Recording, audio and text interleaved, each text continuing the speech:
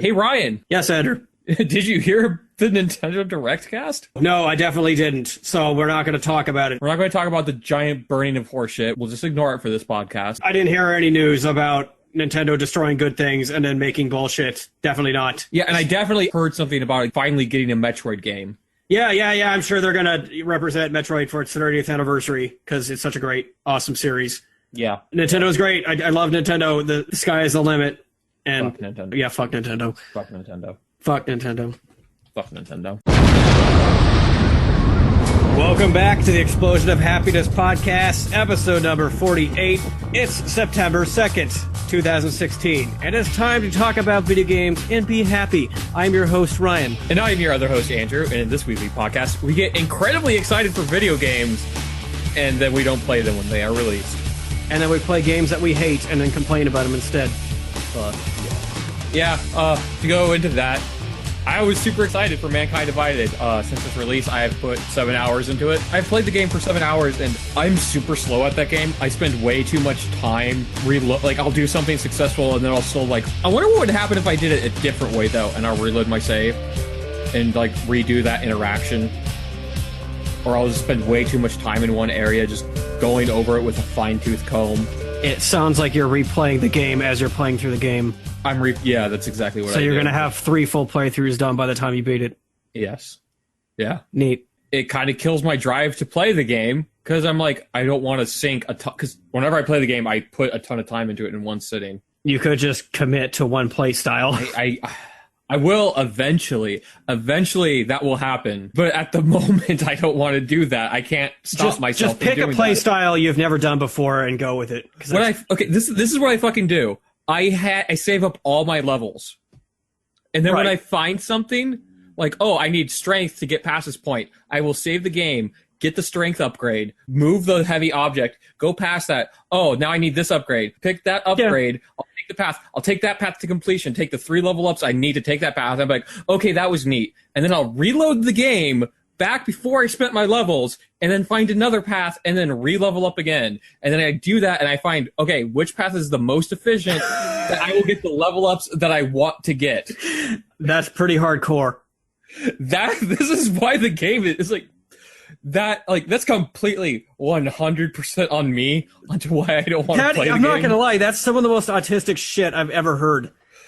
Normally what I did when I played through Human Revolution was I stockpiled all my practice kits, and I would use one when I got stuck or on a really hard spot. You're taking it to the next level, where you're still going out of your way to do everything.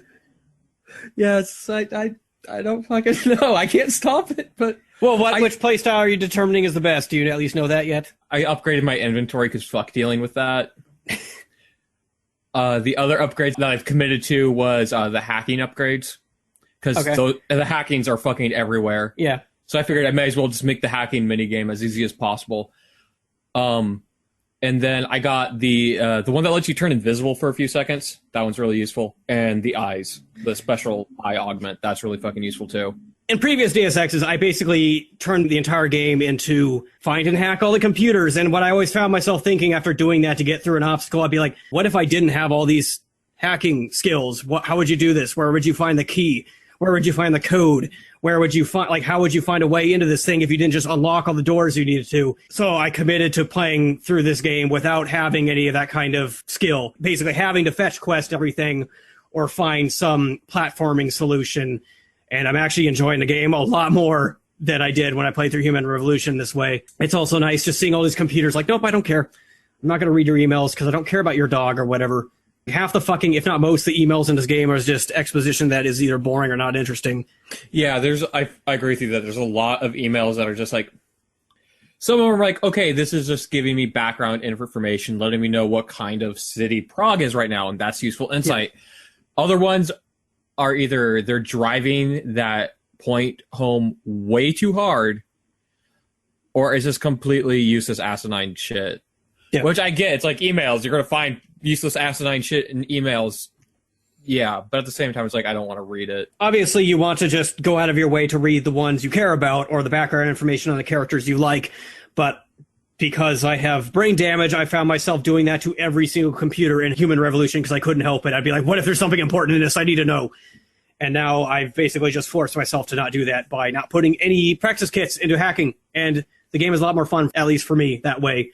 I also don't have any skills in cloaking. I basically put all my initial practice kits into vision, so I can see really well and have good radar vision. I've basically been solid snaking through the entire game, and it's actually way more fun that way. The vision one in this game is so fucking useful. In regards to hacking, though, it's like, that is kind of one of my minor complaints about Human Revolution and this one, too, is you can hack way too much shit, which makes it, to me, the very, like, if you want to play for efficiency's sake, it's the clear, correct choice.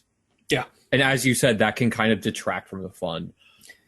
Like, there's this one side quest I've been working on, Neon Lights or whatever, where you're investigating the drug neon in Prague. There's 2 ways that I found you could get into one of the apartments. You can have level 2 hacking and go in through the front door, or you can get the super jump skill and then go into like an adjacent apartment and super jump into the air ducts. And for this game to have only 2 paths is really weird, because almost every other place I found, there's like multiple paths. But it just constantly feels like hacking's the best path, though. There usually is more than 2 paths, but it's always something really obscure or something that you don't have equipped. But yeah, I noticed how in, at least of the 2 Deus Exes I played before this, it seems like there's always a vent or somewhere that leads you to where you want to be if you can't hack through something. So knowing that, as another motivation to not put my skills into hacking, is like just fucking crawl through the vent and jump in. And I find myself able to do that like half the time I need to get somewhere. And another reason on top of that is in Human Revolution, where I put all my skills into hacking first, I spent the entire game going, oh man, I can't wait till I get to like the last 10 minutes where I'll finally get to use all the cool powers. Like all the fucking things that are badass, like the cloaking and the attacks where you like shoot darts and stuff everywhere. That was probably the biggest reason. I was like, you know what? Fuck hacking. I just want to be a fucking goddamn walking tank. I want to be a badass. I want to be able to jump really high. I want to be able to cloak. I want to do all this stuff. I don't care if I hack shit anymore. Fuck it. I'll find like the more entertaining way to get through things. So that's what I've been doing. But yes, you're right. Putting all your skills in hacking is probably the most efficient way to get through the game. Yeah. And I've been considering this since I started playing. I played through Human Revolution completely stealth. I played through Dishonored, my first playthrough, completely stealth. I'm kind of considering to restart the game and make this a first/third person shooter and just be like, can I get through this game killing fucking everybody? I'm glad that after 48 episodes of this podcast, I've successfully turned you into me. This is actually the first Deus Ex where I have done absolutely no killing at all. Well, I did. That's usually how I play these games, though. It's like, I just try not to kill. Yeah, well, I mean, I usually try not to kill until I get caught, and then I kill everybody. That's how it's always gone. That's how most people actually play the game. That's how I do it, too. But then I'm like, okay, that was good stress relief, and then I reload a previous save. Yeah. So I can continue my stealth streak. Yeah, and sometimes I do that. Other times I'm like, fuck this, I want to move on. So far, the only part in the game where I have actually killed a bunch of people was when you had to get to, fuck, I'm so bad with names, but when you had to get into that bookstore to find the guy who worked on you. Volgan or something like that. Yeah. Volkar. Yeah, there's some stuff concerning that layer of his I'll bring up in the audio feature that I found interesting, but speaking of his character, real quick, that's something about this guy I didn't notice until this game, and then I went back and kind of looked at pictures all the way back to the first Deus Ex. That actually made me kind of really appreciate the series. Volgar, or whatever his name is, he has a style that is very much a Seattle style. You know, the fucking punk rock studs with the flannel and all that. Those are his clothes he wears. And when I saw that, it stood out to me because it was familiar, and it made me realize, like, hey, everybody in this game isn't wearing really stupid sci-fi clothes. They're wearing mostly modern-looking clothes. It makes the world that much more believable. And if you go back to even, like, Deus Ex, people were still dressing like they do today. They weren't wearing like really stupid Fifth Element looking clothes. That's nice. Like, I didn't realize how nice that was to have in a sci-fi world. It makes it just seem that much more believable. Like, this could be the world someday, maybe. Jensen's trench coat is pretty swag. It is swag as fuck. I actually find myself staring at that trench coat every time there's like a scene of dialogue because it's... I looked at all the other appearance options you have that just came with the game. I don't know if there was like a pre-order bonus, but I hate all the other ones other than the new one. Like, you can have his classic look from Human Revolution. I think it looks like shit compared to the new one. So I like his classic one in Human Revolution, the one that was like black, but it had like that lighter shade of gray design to it. But yeah, the newest cloak that one looks really good. Yeah, if that trench coat was a pre-order bonus, like an actual trench coat with like the super ultra collector's edition, I'd retroactively go buy it. We're turning into women now because now we're talking about clothing. Just every episode we make, I get more and more curious about what we're going to be like another year from now. Probably. All right, sexies, welcome to the explosion of happiness. This episode, we're going to be talking about this super cool hairstyle I've been trying out for the last week. Oh my god, I finished my glamour set in Final Fantasy XIV. I look so kawaii. You do not understand, girlfriend. Oh my god, I haven't even played the game. I've just been starting over and making new characters because there's so many options with how pretty you can make yourself look. I know. It's like, and I can't even decide like what race to play because they're all just so freaking beautiful. And it's just like, it warms my heart to just see all these pretty faces. Tell it like it is, sister. Sister. So back to Deus Ex. I should probably say I think I'm on like story mission 6 or something. And I don't know how many. I'm like 12 hours in, but I've been taking my time. I've been actually idling a bit. So a few hours might have just been idle. But like you, I feel like I was barely anywhere in the game. But I looked up a walkthrough just out of curiosity to see how far I was, because I noticed there was only like 3 side missions I did up until now. I'm like, did I miss them all, or how much more is coming? I must be in the very beginning of the game, and it'll just open up more, because usually the side missions are always in the beginning of the game. It turns out I'm like halfway into the game. Oh.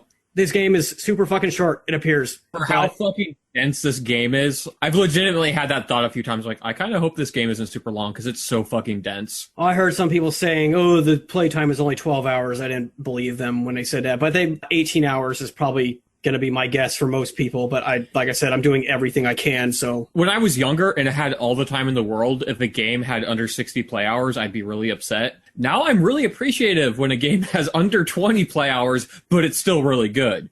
If you can make a good game that I love and it's under 20 hours, it just means I might replay it. Where if it's over 60 hours, I'm like, oh, I'd love to replay this game. That's never going to fucking happen. Well, it's odd because it changed my perspective of what kind of game this is. Because I was combing every area, exploring everything as if it was like a fucking open world RPG or something. But now in hindsight, I'm thinking it's a stealth espionage game with some exploration to it, which is fine, I guess. We're probably never going to see a game like the original Deus Ex ever again. And as much as I love Human Revolution and so far Mankind Divided, it's kind of sad that they'll probably never make a game in that style where you just go to so many different settings. Deus Ex was certainly unique, and I'll be honest, I think a huge benefit to Deus Ex is Deus Ex was allowed to be ugly. In that, like, I mean, the game, if you play the game, once you're like 10 hours into the game, I think the graphics won't really bug you. But at first, it's really noticeable with the game is just ugly.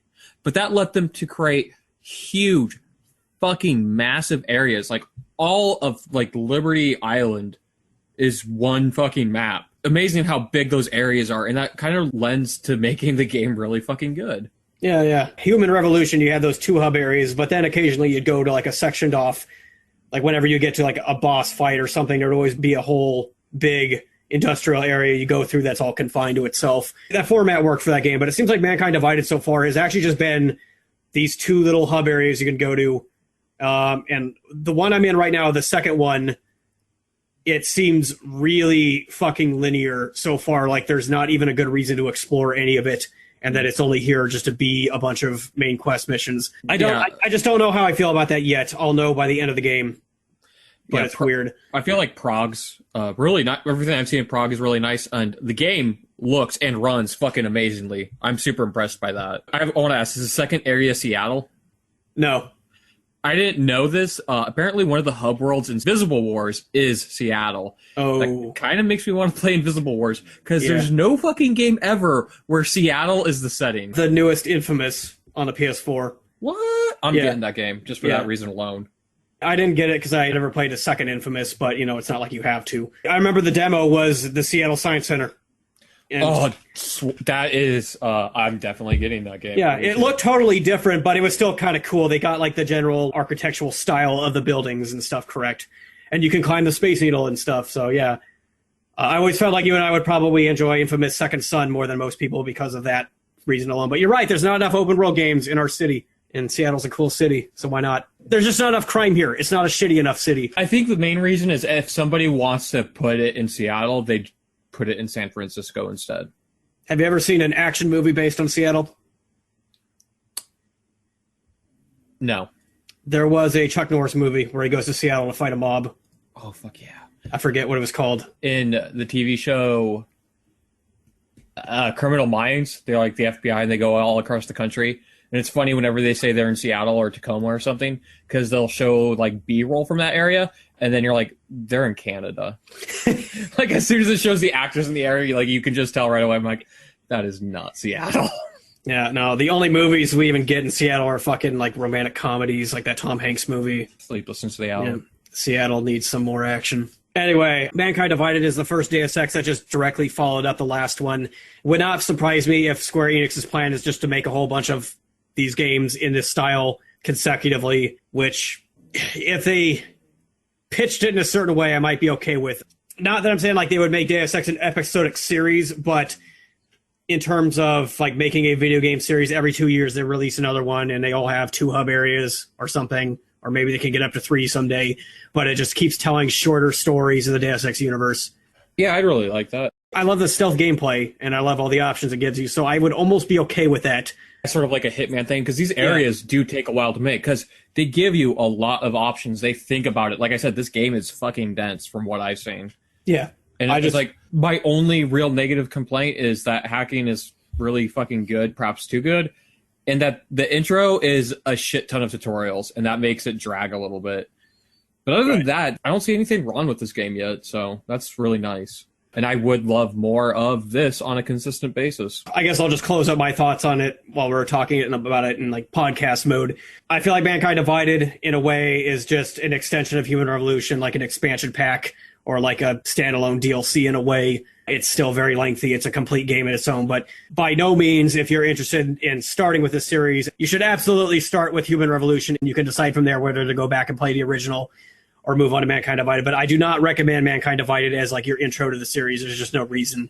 Right away they start talking about shit from the first game, or not Human Revolution. So definitely get Human Revolution first. Like, plus, Human Revolution's a fucking solid-ass game. You don't need to play Human Revolution to play this one, and it seems like the story in this one is self-contained enough, but I just don't understand why anyone would. Neither gameplay nor visually are either of them too different from one another, so just start with Human Revolution. And if you like Human Revolution, Mankind Divided is fine. The game has only crashed on me once on PC. I don't know about you. No crashes. Yeah. I have been reading that there was like game-breaking game. I'm doing this thing that you did when we started podcasting. I didn't used to fucking do this. Yay. I'm like stuttering my speech and shit. Now I'm becoming I have been reading about certain game-breaking bugs that happen later in the game. There, I ruined it. Now I gotta do it again. I have been reading about certain game-breaking... I have been reading about... See, the thing is, when I get it right, when I'm like very punctual, then when I'm editing it, like this just sounds ridiculous when I'm trying to, like, the times you're saying it right, you do sound kind of like you're really forced into some dumb. Yeah, so I'm gonna probably keep this entire stuttering mess in the whole podcast. I hope you're getting a good laugh out of this. I am. All right. Just don't take a deep breath and don't think about anything, and then just say it. Just empty your mind. I have been reading about certain game-breaking bugs later in the game. I have not yet encountered any, but I've been making lots of breadcrumb saves just in case. All in all, how this second half of the game goes, maybe the missions get a lot longer. I don't know. Maybe I'm not actually halfway into it. I just know I've completed like 6 of the 12 main story missions that are listed. Or maybe the guide I was looking at was bullshit. I don't know. Point is, I'm enjoying the game. I'm just hoping there's going to be a lot more content than I think there's going to be, and we'll see. Yeah. And hopefully you can play through the game without spending 100 hours on it. I do want to say that my opinion is pretty much the same as you. Looks really good, plays fun. I hope there's a lot to enjoy here. And I want to make one kind of hopeful prediction. I want this to be one of the possible endings for the game. And that is, at the end of the game, you can help Bob Page double-cross the Illuminati and then help him form the Majestic 12. That'd be cool. That'd be fucking awesome. Yeah. I would totally go for that ending and have Adam Jensen be one of the founding members of the Majestic 12. I am really curious about how this ending is going to go, because some of the things I've been reading is how the story gets really weak in the final act. And I'm worried that Mankind Divided is going to end up feeling as rushed as Human Revolution at the end. If that's the case, I'm going to be really sad. That would be really sad. But yeah, we'll see. That was one of the big detractors from Human Revolution, is that it did feel like it was missing a lot of stuff. Yeah. So I'm going to throw out an idea, and this is going to tie into my first news story, but we always talk about what if there was a AA dev who could make a game in the same style, like a 3D polygonal game from the 90s. What if Square Enix hired a small mod team or something to just make a game in the same vein as the original Deus Ex with all the same mechanics, maybe some new ones, but basically with the same visuals? I want them to clean up the menus, like keep the overall visuals the same. Clean up the menus, because it's been a while, but I remember the Deus Ex menus taking a really long time to get used to. Yeah, I mean, there definitely need to be some UI improvements, but basically I'm saying make an engine that doesn't require so much work, and then you only have 2 cities in the final game. Yeah, I fucking love that shit. Seriously. I kind of wish people would just accept that, you know what? We can have these less pretty looking games, but they can be huge. Or you can have a really nice looking game, but it's just going to be smaller, and that's the price you have to pay. I bring that up because you know that Sonic Mania game? I didn't know this, but apparently the guys working on that game are actually modders. They were modders who were making Sonic CD mods, and then Sega hired them. And they're like, hey, smart. Yeah, it's the exact polar opposite of what Nintendo's doing. And because of that, I'm saying I probably like Sega more than Nintendo right now. But I think this is honestly going to be a thing that starts happening, and I hope it does. I'll back any major publisher that starts encouraging that. That kind of very awkwardly ties into my first news story. I wasn't planning to present it in this order, but speaking of older games, engines, you know how the Duke Nukem 3D Megaton Edition got pulled off Steam? I brought this up many podcasts ago. I don't think they have been brought back to Steam yet. Basically, all the Duke Nukem games were pulled because of expired licenses or something to do with Gearbox.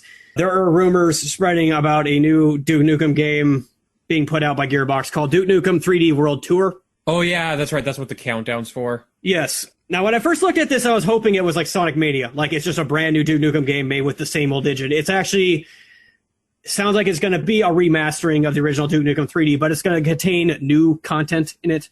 So it's kind of half and half. This is just rumors. There's no confirmations yet. Now, this could go either way. This could be a great thing. It could be a terrible thing because Gearbox likes to make terrible things. It's a Gearbox. It's going to be a terrible thing. Yeah. Most people are receiving this news very negatively, but they should. When I first looked at this, I thought, okay, you know what? I'll give it a shot. I'll see it out.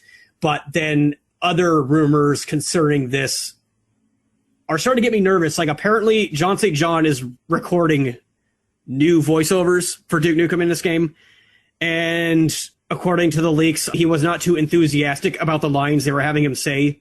Case in point, one of the lines he drops is apparently Bazinga. Oh, God. Yeah.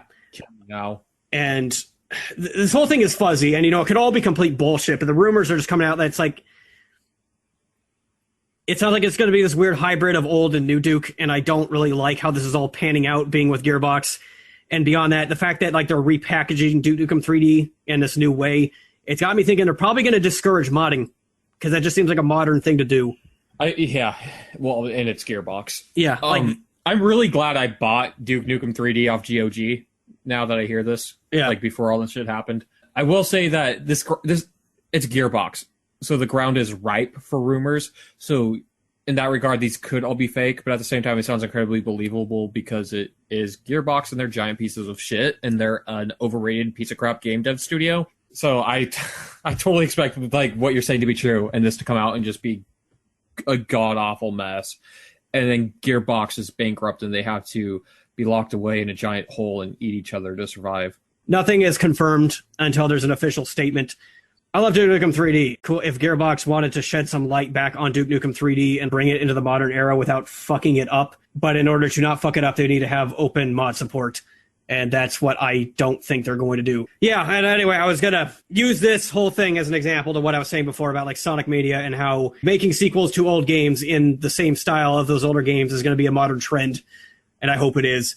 And Gearbox might be going with that approach. And if they are, that's a good thing in my mind, so long as they follow through with open mod support and everything else that made that game a hit back in its day. Even if Gearbox is smart and they do something really good with this, Duke Nukem only kind of has its core audience, and I really don't see Duke Nukem expanding beyond that, especially with just a remaster. So I don't necessarily see them putting in a ton of effort to do it. So leaving the door open for mod support would definitely be a smart decision on their part.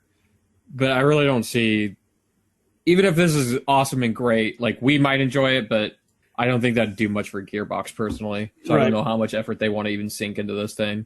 I'm kind of uncomfortable bringing all this news up because there's not much information on it. I'd really like it if Duke Nukem didn't suck. That's all I'm saying. I really like Duke Nukem. I like his style. If they're going to fucking make more Duke Nukem, could you just please make it good and not make it like wink, wink, smile at the camera? This is so dumb, LOL bullshit that they did with Duke Nukem Forever.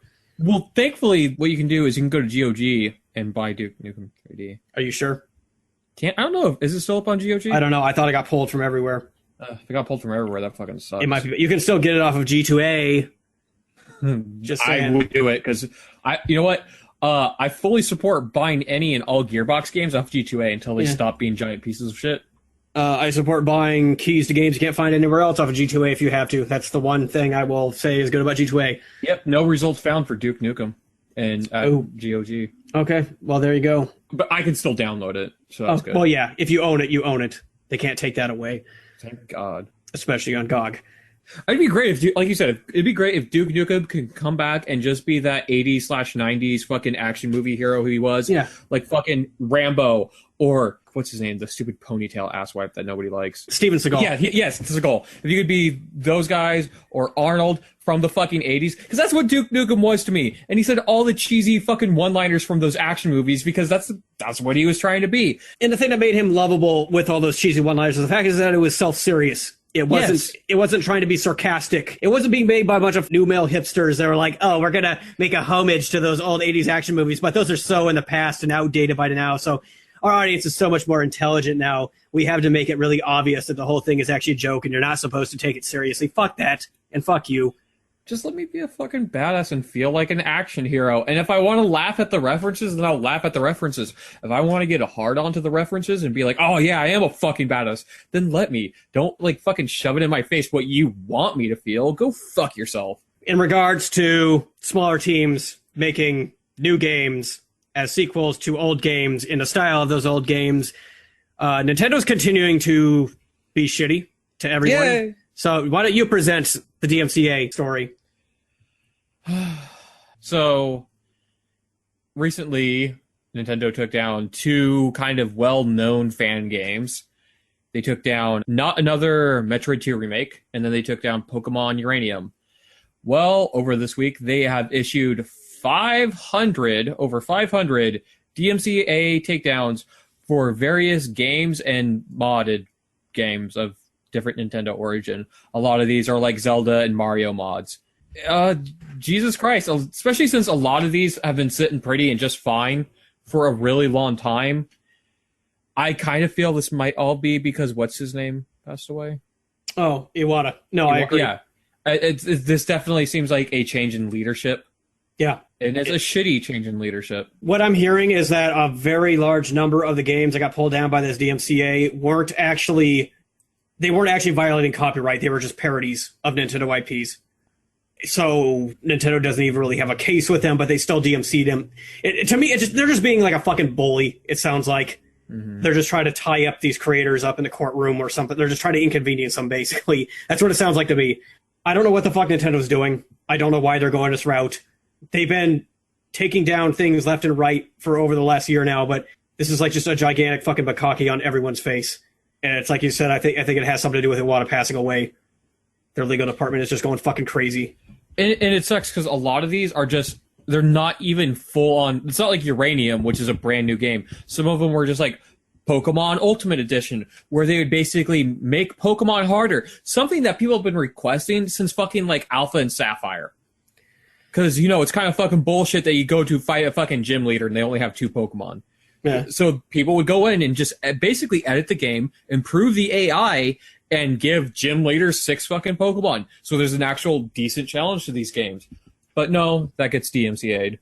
Something like, not as much as it sucks it got taken down, I can totally see why you would have a takedown on Not Another Metroid 2 remake. Because you might be developing something like that.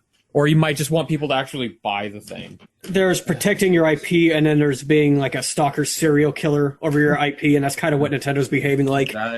Yeah, that's a good point. I probably would never have heard about whatever these 500 games were, so I just don't know what Nintendo is preventing.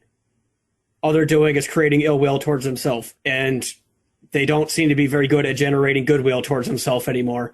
All that said, have you heard of a game called No Mario Sky? No. I watched a stream by Vine Sauce. It's like a 2D No Man's Sky where you play as Mario, and it's like in the Super Mario Brothers physics, but you can hop in a spaceship and fly to other planets. That's awesome. I think it's procedurally generated. It is awesome. It was made in 72 hours for whatever Game Jam event. Probably better than No Man's Sky. The concept is...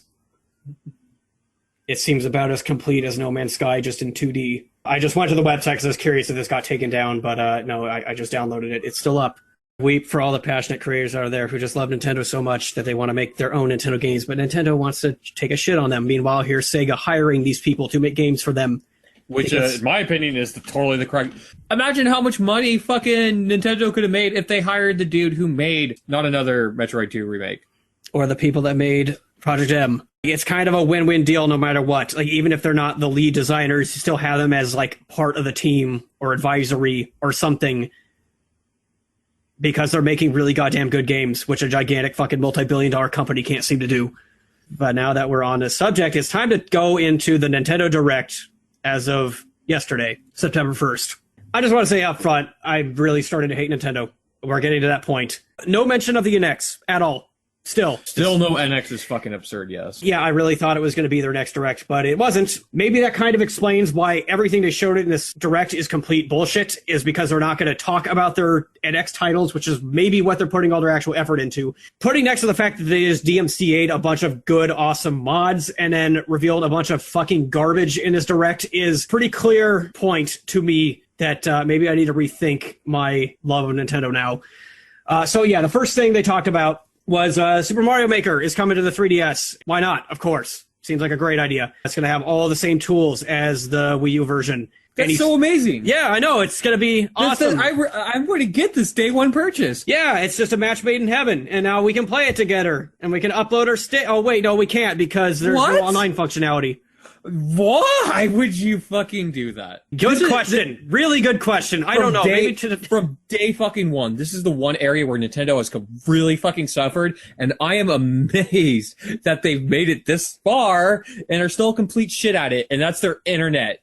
Like, anything really to do with the internet, be it their own fucking goddamn servers, or the way you just browse their store, or the way you get fucking updates on the 3DS for games you already have, or even the way they interact with fucking goddamn YouTube. Nintendo does not understand the internet or how fucking important it is, and that blows my fucking mind. What I did 98% of the time I played Mario Maker was play other people's stages. You can't do this now unless you're just sharing stages with your friends. So it's like the 3DS gave them an opportunity to just make the game even better, and instead they just carved out the entire part of the game that I loved it for. I have zero interest in getting this for the 3DS now. I hope there's an NX version, which will be portable and will have the features that the Wii U version had in terms of online functionality, because this is just fucking sad. It's also just a giant fuck you. I think everyone's reaction was the same. Like, well, what's the point? Why? Why, Andrew? Why are they doing this? Because they're... Why is Nintendo half-assing everything? Nintendo is fucking retarded. The NX is going to come out, and it's going to be pure fucking garbage, and Nintendo's going to go bankrupt, and I'm never going to get another fucking Metroid game, and all their IPs are just going to be auctioned off, and then we're going to get Mario from fucking EA, and then Activision is going to be releasing the new Zelda game, and it's all going to be shit. Maybe they just got really bitter over the mismarketing of the Wii U, and they realized, well, people are going to be too stupid to understand what the thing actually is. Let's put out games like Mario Maker on the 3DS, but not put in online functionality because no one's going to know when they buy it. How much you want to bet the vast majority of people who buy this for the 3DS are going to freak out when they realize they can't upload their stages or download stages? That sounds about right. Or maybe you can. I don't think you can download stages. It said you cannot upload your stages from the 3DS. Maybe you can still connect. I mean, it says that you can do the 100 Mario challenge or whatever, so maybe there is a big server you can download stages from, but I don't know if that means you'll be able to share with like other users. I don't know. It doesn't upload. You can not being able to upload your own stages just means why would you want to make your own stages other than just to share with your couple friends you have? It's really disappointing, extremely disappointing. And Mario Maker on the 3DS was just a match made in heaven, and they blew it. So good, Nintendo, great. Okay, next thing, Yoshi's Woolly World is being ported into the 3DS. Now it's being called Poochie and Yoshi's Woolly Poochie and Yoshi's Woolly World. Poochie and Yoshi's Woolly. Poochie and Yoshi's Woolly World for the 3DS. You said that like shit. I know. Poochie and Yoshi's Woolly World for the 3DS. It's going to have all the same content from the Wii U version, plus new stages made for Poochie, Yoshi's dog, and other unspecified additions. I don't know how I feel about this because this was actually like the last Wii U game I wanted to buy before my collection for it was going to be complete. And I probably will still get that version because the main reason I was going to get it was just because of the visual gimmick. This trend of let's just port all of our Wii U games to the 3DS is kind of rubbing me the wrong way, being a Wii U owner. How do you feel about this? Do you care? It's nice because I don't have a Wii U, so I get to play these games potentially. But if they're going to gut them and make them shitty, then I'm not even going to want to play it in the first place, which makes me wonder why waste the development time on doing this. Yeah, they brought the Donkey Kong Country Returns. That was a Wii game to the 3DS, which was fine. But they also made Zelda Hyrule Warriors for the 3DS, and my understanding was that port was atrocious. Okay, I guess I'll just jump ahead since we're talking about Zelda. It's Zelda's 30th anniversary, so to commemorate that, here's DLC for Hyrule Warriors. Nice! You can play as Toon Link now. Get hyped. Oh. Also, I guess Dark Horse Comics is making 3 volumes of some Zelda comic or something, which could be good or bad. Wind Waker HD is being added to Nintendo Selects. They made a deal out of mentioning that The Legend of Zelda is going to be on that classic NES console thing that we've already talked about, like anyone wouldn't have been expecting that already. And there's 4 new Zelda amiibos. Yay. So, yay. I don't even remember what they were because I don't care. But that's it. That's how Nintendo decided to celebrate Zelda's 30th anniversary. You want to know how they decided to celebrate Metroid's 30th anniversary? Oh, let me guess. They announced Team Ninja is going to make a new 3D game, and they're going to release a new 2D game for the 3DS, and the Wii U gets the Team Ninja game. And then there's probably going to be like some really cool amiibos like for Samus and stuff. Maybe even like an enhanced remake of Super Metroid 2 that'll be on the digital store for either platform. Maybe they're talking ahead, and they're going to announce some really sweet games for the NX. How they decided to actually celebrate Metroid's 30th anniversary was to not talk about Metroid at all. Go fuck yourselves. Yeah. I hate you, Nintendo. Do you know who the final boss was in that Metroid Federation Force game is? The fans. No, it's actually the player's soul. You just shoot it. No, it's Samus. You have to fight Samus. She turns into a giantess and then like rolls around in her ball, and you have to shoot at her. And I kind of just skip through most of it, and then you like fly away with a planet blowing up in the background, and Samus is like, "Good job, guys. See you later." And that's how the game ends. Happy 30th, Metroid. Samus is alone in a bar, getting drunk right now, without a date. Moving on. There was some Pokemon shit I don't know. It's something to do with the new games, I think. I think I saw that announcement. It just showed some unique Z moves and said that if you get the game early enough, you'll be able to get a special Munchlax. Yeah, neat. Fascinating. There's a 2D Pikmin game being made.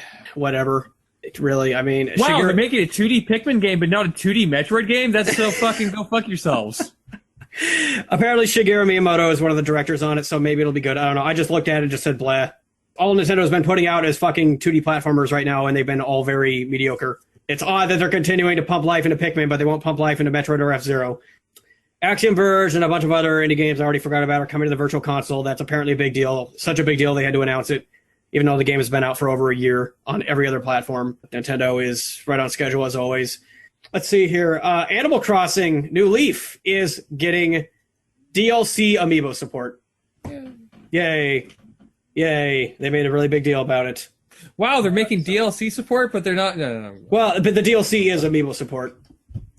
I don't even know what you're going to be able to do with your amiibos, but I guess someone said something about like you get to choose your villagers by having certain amiibos or something. I don't fucking care. Maybe you'll take double damage and it'll act as a sort of hard mode. Yeah. Okay. Yeah, sure. They announced Picross Round 2 for the 3DS store. I didn't even know there was a Round 1. I don't even know if you know what Picross is. Picross was a Game Boy game. It was a really, really fun puzzle game, and I don't know why I didn't know there was a Picross game on a 3DS. I don't really care now because I didn't even hear about it. I'm kind of cross that this just slipped out without anyone talking about it or Nintendo marketing it, at least. I didn't find out about it, and I follow gaming news, so whatever. Mario Super Sports got announced. It's really actually sad that this is probably the biggest announcement they made. Mario Super Sports looks like it's just a collection of all of the Mario sports games. There's soccer, baseball, tennis, golf. It's cool that you can just get all of them in one package, but the thing that kind of rubs me wrong about this is I wanted to get that Mario Golf game for the 3DS. I chose not to because they had some really stupid DLC in it. And I figured as time went by, eventually got to a point where the online community is going to be dead by now, so I don't even care. I just buy it for a single-player game at this point. And if I was going to play a Mario Golf game for single-player, I'd rather actually go back and play Mario Golf 64 or Mario Golf on a Game Boy Color. And now there's this new game, and I'm guessing it's just going to be multiplayer-focused, because I don't know what single-player content there would be if it's just going to be a bunch of sports games collection. Kudos to the fact that it's not a mini-game collection. They're actual full-blown Mario sports games. All in one tidy package. That's it. That's the biggest announcement from this whole Direct. So now you know that Nintendo, when they're not making shitty shovelware garbage, they're DMCAing all the cool shit and continuing to announce boring bullshit as if we should care. I'm with you. Why isn't there a 2D Metroid? Nintendo should just release Gun DLC. Oh yeah, I forgot one more announcement. Ever Oasis. It's an RPG on the 3DS. I don't know much about it, but it looks like that's like the actual, real, honest-to-God, serious game that Nintendo That's has the coming only out. real announcement they made? Holy shit. Well, it was No actually news? it was revealed at E3, and it just kind of went under the radar to most people. I noticed it. I never brought it up. Nintendo, get hype. Aren't you so happy about Nintendo?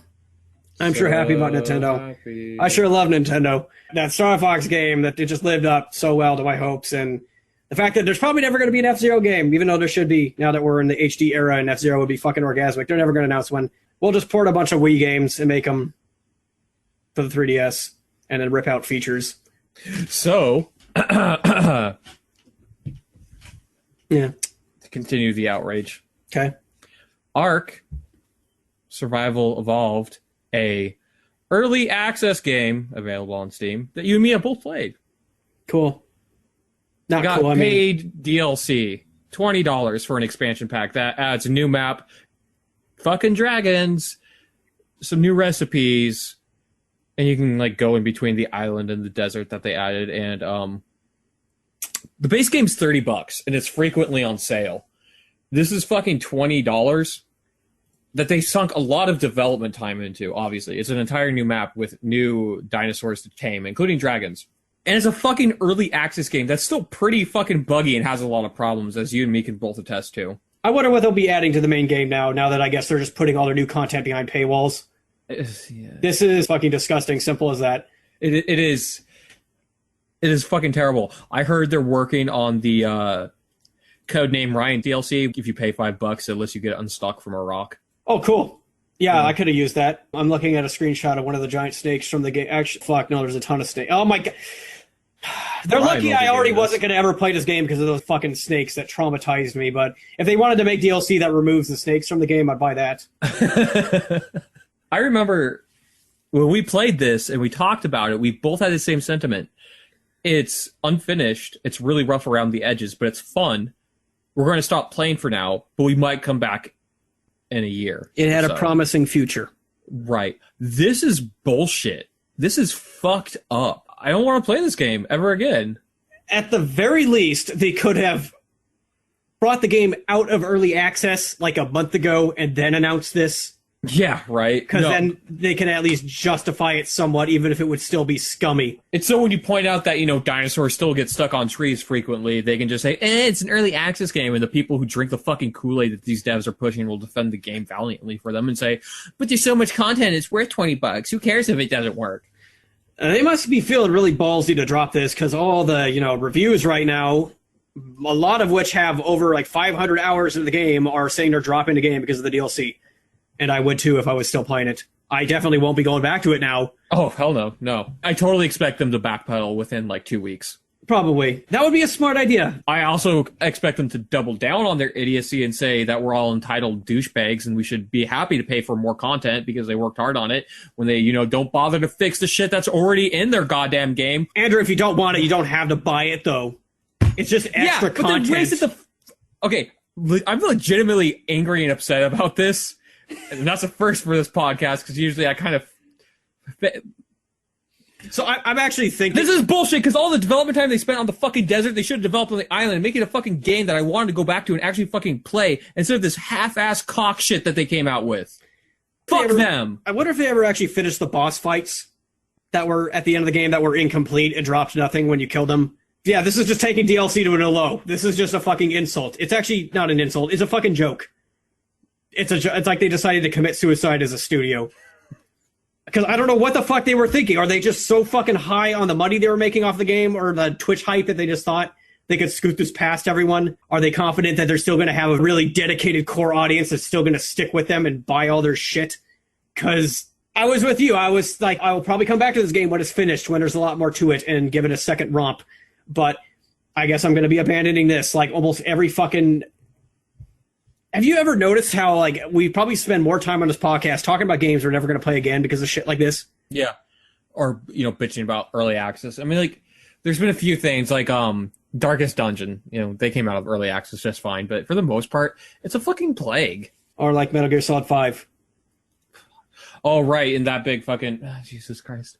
They announced that they're going to release the fucking zombie DLC. Instead of finishing the already mostly finished Chapter 51, important storyline content, and releasing that as DLC, or maybe expanding on it so it's actually worth a DLC price point, I know people will be like, oh, but Hideo Kojima's not there. Yeah, fuck it. Hideo Kojima's not there. And if you're going to keep releasing Metal Gear Solid shit, you're just going to have to bite that fact and deal with it. And also, Mission 51, like I said, mostly finished. They have all the storyboard and some of the fucking audio done for that shit. They've already ditched all their other IPs. Will you just fucking ditch this one and stop raping it? That's or if you're going to rape it, at least rape it with dignity.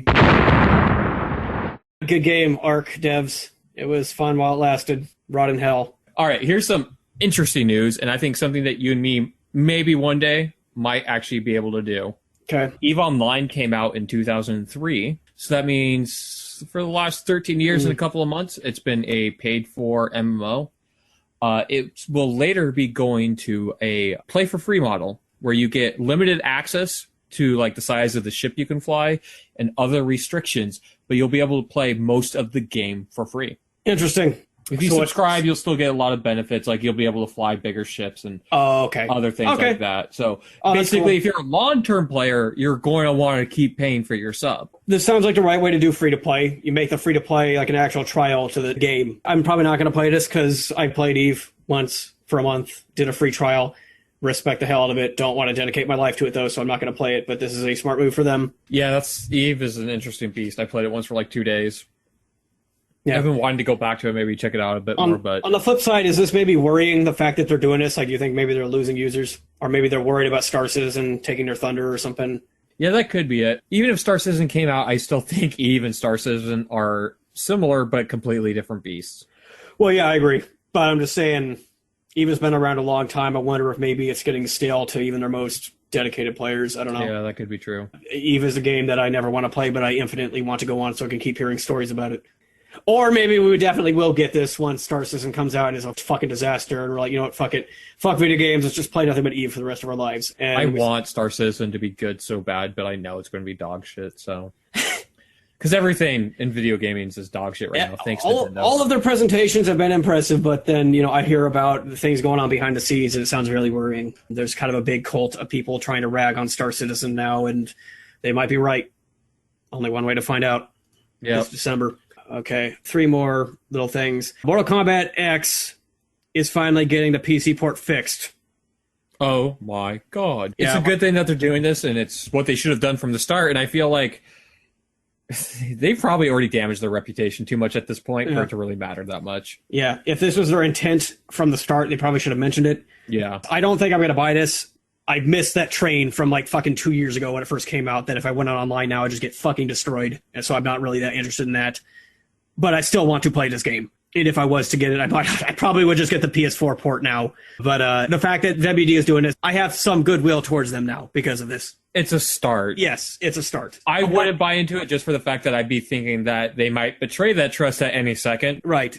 It made me hopeful for them again. Because if it wasn't for this, whatever next game they were going to have, Injustice 2, whatever, I wouldn't even think about it. With their history of Arkham Knight and this on the PC, I will at least give them a chance again from now on.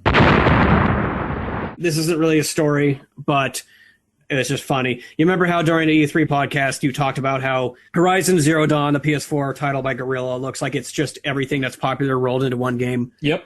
The game director, Mathis De Jong, he came out and said, Horizon is a nerd dream come true for us, and we want this world to feel believable. So we invest a ton of time in every design, but it's also about doing things differently. Almost every movie or game set in the future is dark and grim, more like a desert than the Earth we know. Horizon is the result of another species taking over. Our species, by the way, that has their own society rules, like there are shell walkers, for example, that carry resources around, and every animal has a unique function within society. Very early on, we had a prototype running in the Killzone 3 engine, and it was not a lot of fun. I mean, it was okay, but it didn't deliver the gameplay we wanted to go for because we gave our protagonists assault rifles, rocket launchers, and even a Gatling gun. So I don't really know what they're conveying from this other than, well, we kind of wanted to do something different, but at the same time, everything that's already hip.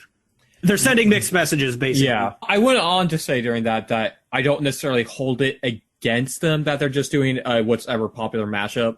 Yeah. It still does look interesting and good. That's just what stood out to me as blatantly obvious. You know, if you're going to do that, and the fact that he pretty much admitted to the fact they're doing that, you know, good on them.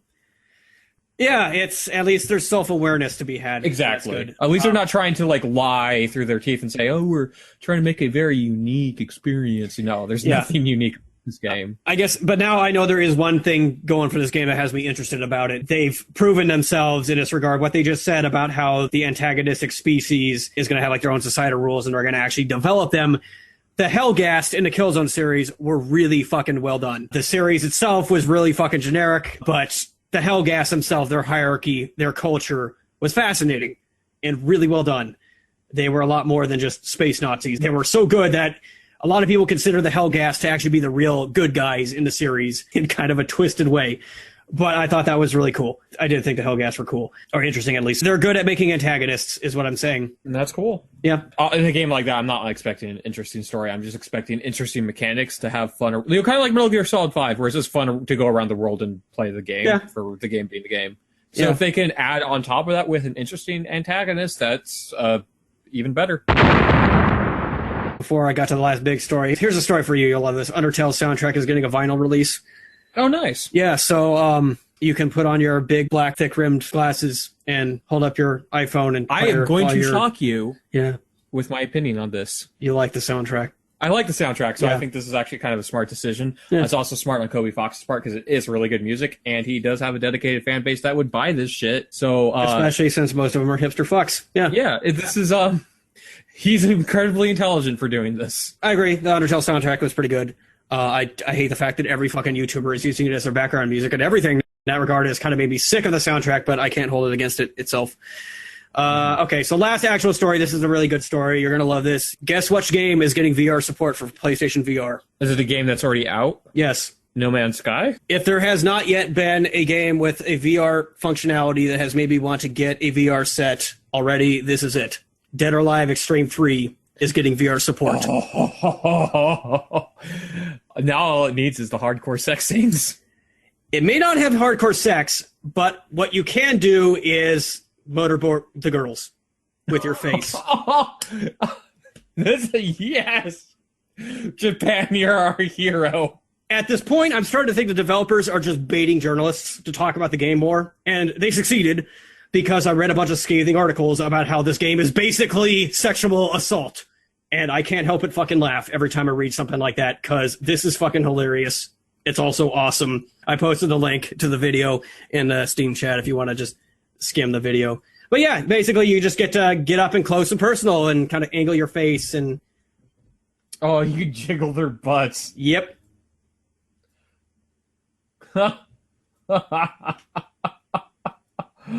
Oh my god. Now what they need to do is start getting a hold of other popular franchises with hot ladies. Like try and get Peach, Tifa in these games as DLC characters. And then just rename it to Waifu Volleyball. I gotta say, like, I have not seen any AAA games going for something like this. I've seen plenty of tech demos, but man. This is the best. Team Ninja.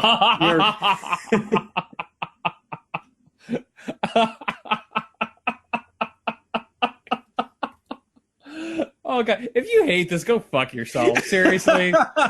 So what if somebody wants to be a dirty old perv and have a good time? Like, fuck you. I mean, it's my same mentality towards homosexuality. It's like, it's not for me, but if two guys want to fuck each other in their bedroom, fucking let them. It's their right. At the same time, if a fucking 45-year-old wifeless, girlfriendless person who's, just wants to fucking get up in some virtual boobies, fucking let him. It's hurting nobody. Who cares? Get your fucking nose out of other people's personal business. It matters absolutely nothing to you except to make you feel like you're better than them. So just get off your fucking high horse. It'll be funny if this is actually a massive success, and then this just ends up in all sorts of AAA games. That'd be amazing. Yeah, you're right. I love how much of a blatant middle finger this is to everyone who is offended by this game already. It's fucking beautiful. If you're being offended by this shit, like, sure, you can feel disgust. It's a visceral reaction. But to be offended and to actually take your time out of your life and to be like, go fuck yourself. Find something better to do. Fucking donate your time to helping the homeless. The comments on this article are wonderful. Dead or Alive VR is basically sexual assault the game. Yeah, and guess what? The people don't exist and they're not real, and we know not to behave like that in real life. Just like in the same way that playing video games doesn't make you a violent murderer, playing something like this isn't going to make you a fucking sexual predator. Doesn't anyone ever want to look on this on the bright side? Like, wouldn't this stop actual real-life sexual assault, maybe, to some extent? As in, at least it's one less creepy guy at the bar you don't have to worry about getting fondled by. Yeah. Maybe. And anybody who's going to engage in something like this because they can't tell the difference between fake and real, they're going to be fucked up in other ways and already harmful to society or themselves. So, you know what? True. Shut the fuck up. And we all know everyone's just doing this to get a laugh anyway. If we could live in a society where it's okay for people to be sexually attracted to cars, we should be able to live in a society where it's okay for people to buy a game like this and be sexually attracted to fucking 3D figures. So fucking what? It's their money. It's their time. They're not hurting anybody. Fucking leave them alone in their goddamn bedroom. It's too bad Sony didn't present this at their E3 conference. No, that would be amazing. Yeah, Holy shit. It would. Because you'd get so many zoom-ins on like hipster faces as they oh god, the reactions would be this my is so God. sick. This is so nasty. It's like that fucking piece of shit from that one really popular I know. It's so funny sitting in line and watching everybody get their face up in Sydney during the VR and date with them. What kind of sick person would do that? It's like, man, you just watched everybody else do that. Don't be that guy. I was the only one not like that. Get the fuck off your high horse, you giant piece of shit. I hope you drown. It's okay. People who get triggered trigger me. Sexual apathy is just a coping mechanism for people who can't get laid. So this is yeah. Anyway, that's basically all the big hitters I had. Hitman, the first season, is coming out on disc January 2017. We already kind of knew that, but it has an official release date yet. I'll probably get that and I'll never play it, just like everything else. Yeah, what kind of bothers me is they're saying that there's going to be content on this disc that everyone who was already buying this game episodically won't get. Yeah, it does sound like Square Enix is kind of ripping off people who are buying this game episodically, like I almost did. But it's like I said, that's kind of bullshit. I bought the first episode as basically just a giant demo for myself, and I'm still playing that demo and getting from it. So I am gonna just wait until the whole game is out before I play the rest of it. But yeah. I think we're good. Are you good? Yeah, wow. I didn't feel that bad today when we got off work. I thought like, hey, today's not bad. But for some reason, I was just really fucking negative during this podcast, and I blame it solely on Nintendo. So. Fuck you, Nintendo. It's okay. I hate Nintendo more than I ever have, and I've always had hope for them, even in the darkest of times, even when they've been censoring games and doing all this shit. But now that they're DMCAing everything in sight, that they're censoring games left and right, and now they're shoveling out shit. And they're not even bothering to announce what the fucking NX is when it's like this...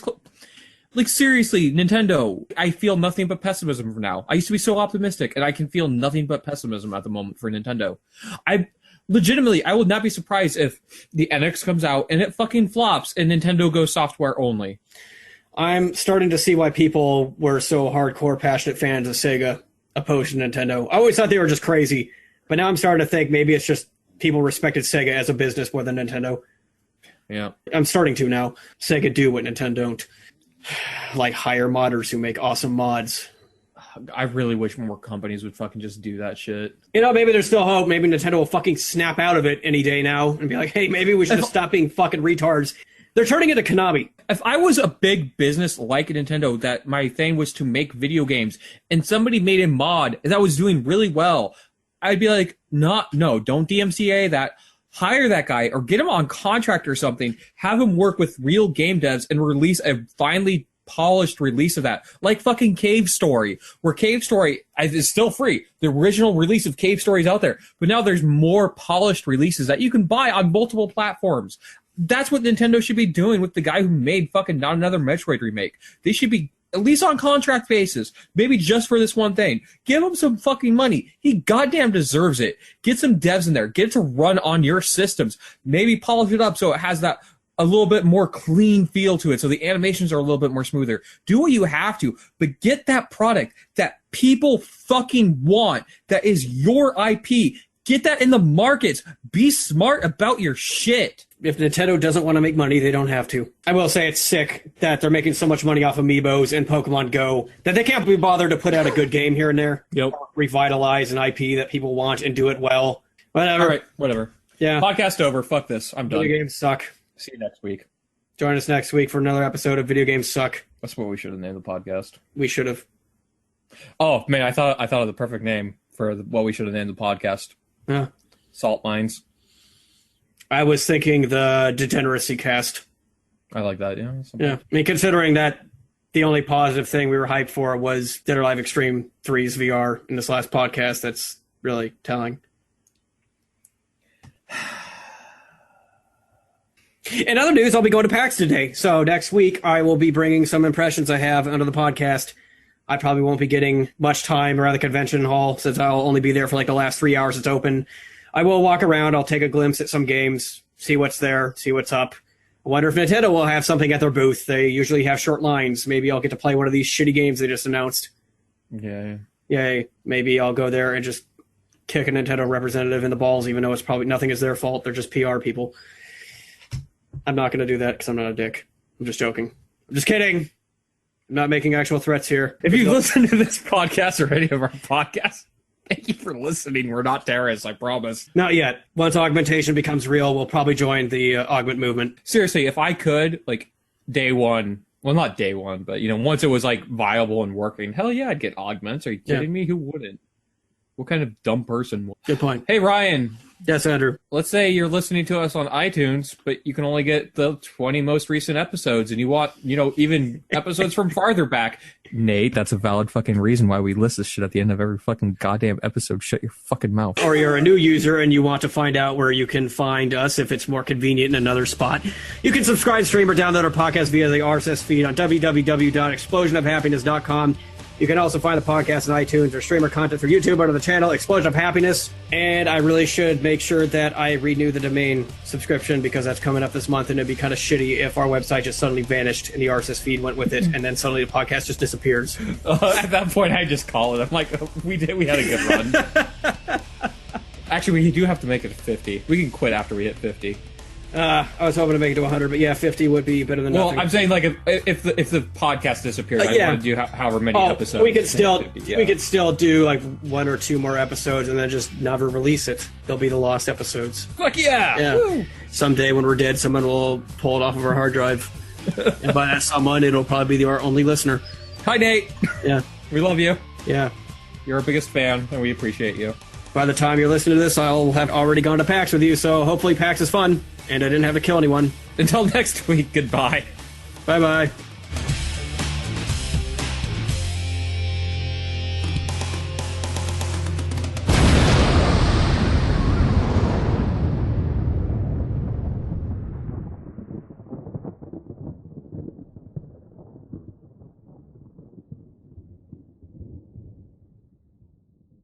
And thank God for Team Ninja.